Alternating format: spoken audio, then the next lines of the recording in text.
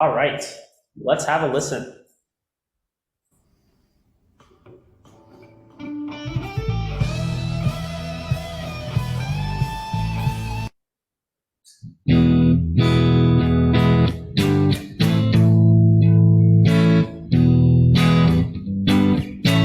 Okay, just wanted to.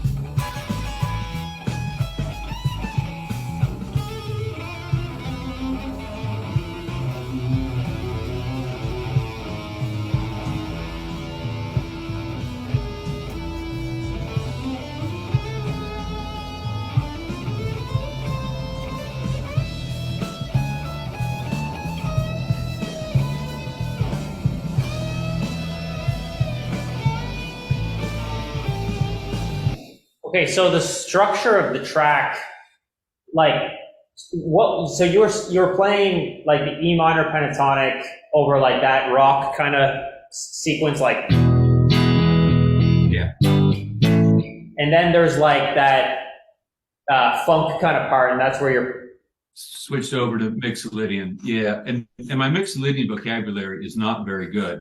So the first little thing I stole directly from Jane's Addiction. And then I went into a David Bowie Fame thing just to fill space. And then I tried to like throw in my own little lines between those two things. So Right. I need to go back and work on my Mixolydian vocabulary and chops because I really, really struggle with that a ton. Okay, and then the final section, it looked like you were playing like A minor harmonic. yeah. Yeah. Yeah, like, but because it's more in E than it is like it's not like A wouldn't be the root. It's more like E. You're playing A harmonic minor, but you're really playing like the E, like the fifth mode of the A harmonic minor scale, which is like Spanish Phrygian or like that. It has a couple names, but Spanish Phrygian is one of them.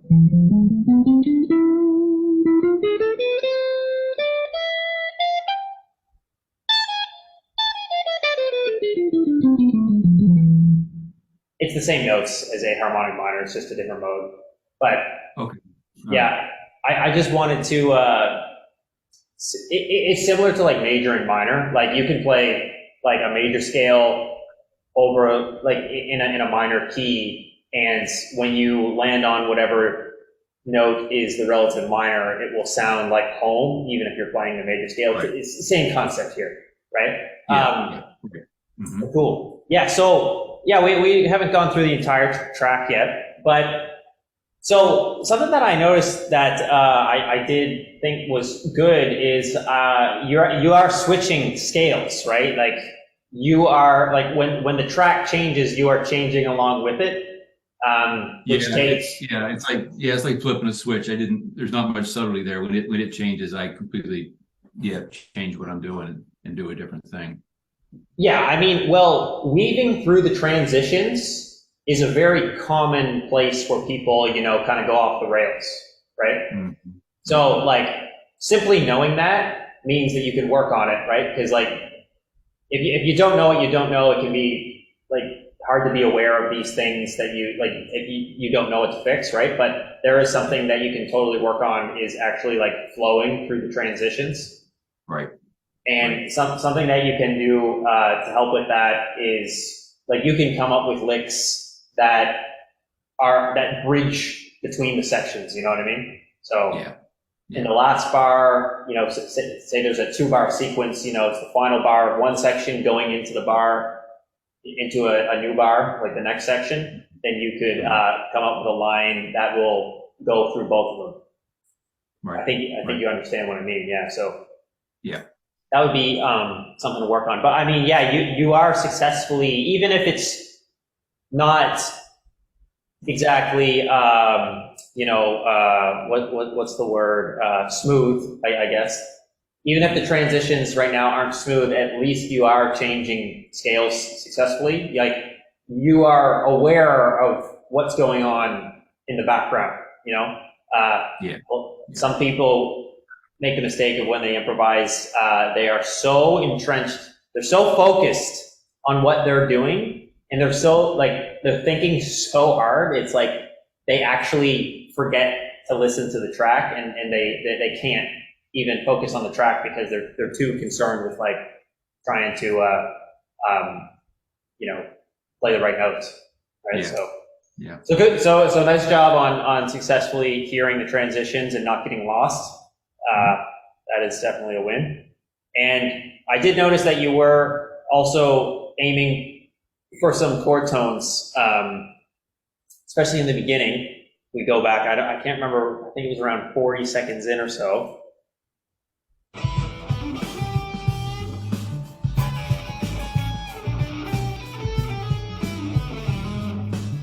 Yeah, like you resolved to the third there. Mm-hmm. Which sounded like I caught, which I thought sounded nice.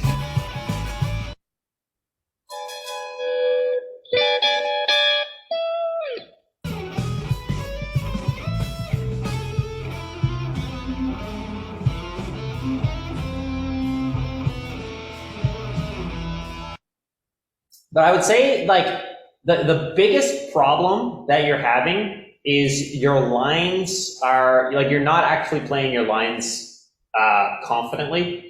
They feel like they're being rushed, and they have a frantic sound. You know what I mean? Mm-hmm. So like if we just come back to this section.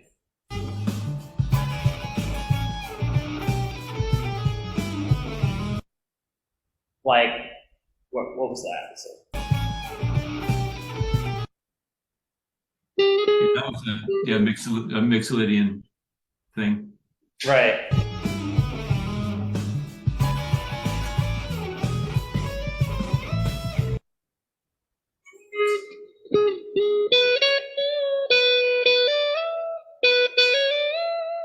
Like your lines, they just sound like it's like you should try to when you're improvising, you should try to like know what you're gonna play before it actually comes to play it. You know what I mean? Like you should be able to anticipate what you're gonna play. Because what I'm noticing here is like it's like, oh shit, like I have this line that I'm gonna play, oh shit, like it's happening now, okay, go to it, go play it. You know what I mean? Mm-hmm. Whereas something that would be more correct would be, like say you're playing a line, and then like in your head, you know where you're going next before you get there. And then when it actually comes time to play it, you don't sound frantic. Like,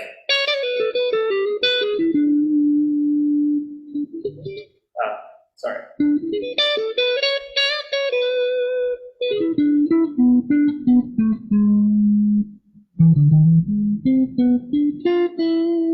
just having the lines, like some sort of idea what you're going to do is huge. And so like what you're playing sometimes is not in time. Like your lines are metronomically like not very even. They're kind of like rushed a lot of the time. Like your eighth notes aren't even. So that problem, like if you solved that problem, that would actually help with your time as well, like playing your lines more rhythmically correct. Because if you are just jumping to like from line to line, like, cause like, oh shit, like I got to do that now, or I got to do that now. Like it's just going to sound frantic and rushed all the time, and the only way to fix that problem is to be to be better able to anticipate what you're going to do before you do it, and something that I think would be good for you is to just when you're playing, just remember that it's like this might sound kind of juvenile, but it's not a race. You know what I mean? When you're playing, because it's easy to like rush things. Like most people rush, and we forget to breathe. And it's like we feel like we have to go crazy, but in actuality, like it's better to play musical sentences than actually just play like a musical run-on sentence. You know what I mean? Like, yeah, they should have ends. Like they should come to an end. And we're not making note salad, right? Right. Yes. And I suppose the next question would be, well, actually, before I say that, do you have any questions or comments based off of the feedback that I'm giving you so far? No, I think it's just a matter of having to do this more and more. And the more I do it, the more confident I'll become doing it. There's probably only 15% of this was actually improvised. I had gone over this so many times. I mean, I constructed the solo, and came up with this stuff and put it together. But there's not a ton of it that's off the cuff. I think that just my playing is still not at a point where I can execute things in like a flow state where it's just confidently going from my head through my fingers and out of the instrument. Yeah. And I'm not quite sure how to fix that because I've been playing for quite a while, and I just seem to tense up and not be able to get. This was like 20 takes just to get this. So I don't know what it is. It must be a mental thing or something. I'm not quite sure how to overcome that. Yeah, I mean, there's always like three things that are gonna affect your improvisation and like how easily you are able to actually get into that flow state. The first thing is how good your technique is, because if your technique, like if you're simply not capable of playing lines at the tempo, then, well, you can forget about improvising over it, because you can't even play lines over it, right? So like, you'd have to practice a solo that you wrote, right? So you wrote it out, like you now have to practice your own solo, like forget about improvising, right? So there's the technical component. And then there's the knowledge of the fretboard component, right? And which kind of ties into like knowing what you can do, like with scale shapes. So that would be like the third component. But right. I guess the second and third component are very related that way. But you have to be able to you have to be able to visualize the shapes on the fretboard well enough to play them before you play them, right? And then like the third one, well, yeah, they kind of tie in together, but I mean, those are really the two things, right? I mean, Well, the third one being like actually knowing what you're allowed to do. Like you need to be aware of what you're allowed to do, right? But yeah, very close to the second thing. Yeah. But anyway, I mean, yeah, those things are going to determine like how well you actually improvise